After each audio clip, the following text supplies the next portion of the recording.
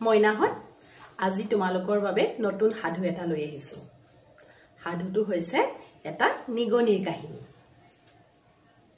এসময়ত এটা বৰ ধুনীয়া নিগনি আছিল আমি যে টম এণ্ড জেৰি চাও তাৰ জেৰিটোৰ নিচিনা ধুনীয়া নিগনি এটা কিন্তু নিগনিটোৱে কি কৰে জানানে সি গাঁতটোৰ পৰা মুখখন অকমান এনেকে উলিয়াই আকৌ ভিতৰলৈ সোমায় আকৌ অকমান এনেকে উলিয়াই আকৌ ভিতৰলৈ সোমাই থাকে ভগৱানে তো ওপৰৰ পৰা সব চাই থাকে ভগৱানে ভাবিলে ইয়াৰ কি হ'ল আকৌ উলাই নেযায় কিয় সেই বুলি ভাবি ভগৱান এবাৰ নিজেই তললৈ আহিল আহি পেলাই নিগনিটো সুধিলে কি হ'ল হে হেৰা তুমি যে বাহিৰলৈ উলাইয়ে নোযোৱা ভিতৰতে সোমাই থাকা কি হ'ল নিগনিটোৱে ক'লে মোৰ ভয় লাগে হা ভগৱানে সুধিছে কি কালে ভয় লাগে নিগনিটোৱে কৈছে মোৰ মেকুৰীটোলে ভয় লাগে ভগৱানৰ খুব হাঁহি উঠিল হাঁহি হাঁহি ক'লে মেকুৰীলে ভয় লাগে কি কৰিবনো মেকুৰীটোৱে তোমাক নিগনিটোৱে কৈছে মেকুৰীটোৱে মোক খাই পেলাব ভগৱানৰ খুব মৰম লাগিল তাৰ পিছত ক'লে যে মেকুৰীয়ে সব নিগনিকে নাখায় নহয় ঠিক আছে বাৰু তুমি যদি ইমানেই ভয় কৰা তোমাক মই আজি এটা মেকুৰীকে বনাই দিছো সেই বুলি ভগৱানে এনেকে এক চুটকি মাৰিলে আৰু নিগনিটো কি হ'ল মেকুৰী হৈ থাকিল এবাৰ মেকুৰী হোৱাৰ পিছতো সি কি কৰিছে ঘৰৰ ভিতৰতে সোমাই থাকে সি এনেকে মূৰটো অকমান উলিয়াই চাই আকৌ ভিতৰলৈ সোমাই থাকে আকৌ অকমান এনেকে উলিয়াই চাই আকৌ ভিতৰলৈ সোমাই থাকে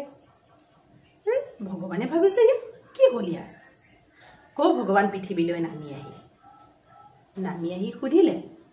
কি হ'ল এবাৰ তোমাৰ মেকুৰীলে ভয় লাগিছিলে মইতো মেকুৰী বনাই দিলো তে কিয় ওলাই নোযোৱা এবাৰ মেকুৰীটোৱে ক'লে মোৰ ভয় লাগিছে ভগৱানে সুধিলে হা কালে ভয় লাগিছে এই কুকুৰবোৰলে ভয় লাগিছে সিহঁতে যে ওলাই গলে ইমান ভোকে একদম খেদি খেদি লৈ যায় ভগৱানৰ আকৌ হাঁহি উঠিল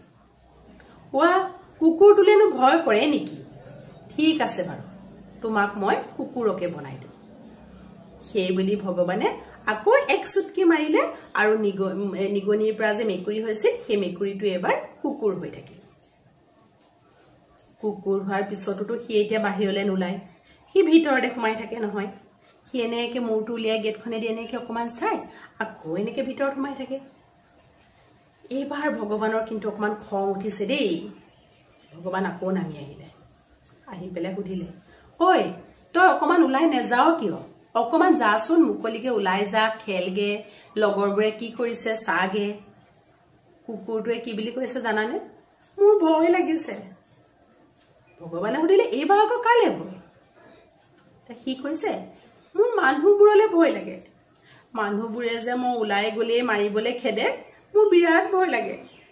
আৰু যে ইমান গাড়ী মটৰ চলি থাকে মোক যদি চেপি থৈ যায়গে এইবাৰ ভগৱানৰ খং উঠিছে যদিও ভগৱানে ভাবিলে ইয়াক মানুহকে বনাই পেলাও সেই বুলি আকৌ এক চুটকি মাৰি পেলাই তাক মানুহ বনাই দিলে কিন্তু মানুহ বনালেনো হ'ব কি সি মানুহ হোৱাৰ পিছততো বাহিৰলৈ নোলায় ভিতৰতে থাকে এইবাৰ একদম ভগৱান খঙত আহিছে আৰু দেই বহুত বেছি খং উঠিছে আহি পেলাই ক'লে তোৰ কি হ'ল তোক মই নিগনিৰ পৰা মেকুৰী বনালো মেকুৰীৰ পৰা কুকুৰ বনালো কুকুৰৰ পৰা একেবাৰে মানুহ বনাই দিলো মানুহে গোটেই পৃথিৱীখনত ৰাজ কৰি আছে আৰু তই বয়কৰ চুকত সোমাই আছ তেতিয়া সি আকৌ কি কৈছে জানানে মোৰ ভয় লাগে তোৰ কালে ভয় লাগে এবাৰ তেতিয়া কৈছে মোৰ বেলেগ মানুহবিলাকলে ভয় লাগে সিহঁতে যে মই ওলাই গলে হাঁহে মোৰ কথা পাতে মোৰ সেইকাৰণে বৰ ভয় লাগে ঘৰৰ পৰা ওলাবলৈ এইবাৰ ভগৱানৰ খঙত কি ক'লে জানানে তোৰ আচলমতে তই নিগনি হোৱাৰ যোগ্য তই মানুহ হোৱাৰ যোগ্যই নহয় সেই বুলি আকৌ এক চুটকি মাৰি তাক নিগনি বনাই তাক তাতে এৰি ভগৱান গুচি গ'লগৈ এই সাধুটোৰ পৰা আমি কি শিকিলো জানানে আমি আচলতে জীৱনত সফল হ'বলৈ বহু বেছি কিবা সুবিধাৰ প্ৰয়োজন নাথাকে মাত্ৰ লাগে আমাৰ আত্মবিশ্বাস আৰু কষ্ট সহিষ্ণু গুণ আমাৰ যদি আত্মবিশ্বাস থাকে সীমিত সুবিধাৰে আমি জীৱনত সফল হ'ব পাৰিম তোমালোকে বাৰু মহান ব্যক্তিসকলৰ জীৱনীবিলাক পঢ়ানে? পঢ়ি চাবাচোন কিমান সাধাৰণ অৱস্থাৰ পৰা কিমান অসুবিধাৰ মাজত তেওঁলোকে গৈ জীৱনত সফল হৈছিলগৈ। তোমালোকে কি কি কিতাপ পঢ়া বাৰু? আজি মই দুখন কিতাপৰ কথাও কওঁ তোমালোকে পঢ়িবলগীয়া। পঢ়িবাচোন দেই। এখন হৈছে APJ আব্দুল কালামৰ মোৰ যাত্ৰা আৰু এখন ৰুবুল মাউতৰ মোৰো এটা সপোন আছে। এই দুখন কিতাপ পঢ়ি কেনে পালা মোক কমেণ্টত জনাবা। ধন্যবাদ।